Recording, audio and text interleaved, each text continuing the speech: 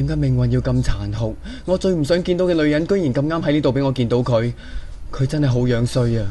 佢究竟叫乜嘢名啊？叫白雪。雖然我哋都覺得佢好醜樣，但係你都唔好咁直接啊嘛。白雪，白雪呢個名真係好難聽，好難聽啊！我可唔可以掟佢落山？咩話？掟佢落山？你哋冷靜啲啊！我想掟佢落山，係唔想佢個衰樣會嚇親其他人咋。你睇下佢真係樣衰到冇人有啊！我真係睇到兩眼都好想嘔啊！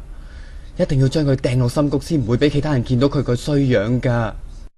其實你都講得好啱嘅，王子。我哋一早都想掟佢落山噶啦，只不過我哋唔夠力抬佢埋山邊啫嘛。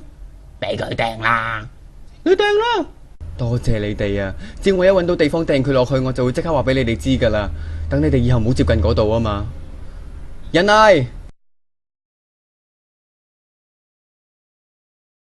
掟佢落山，一定要有咁遠，掟咁遠啊！你哋知道嘛？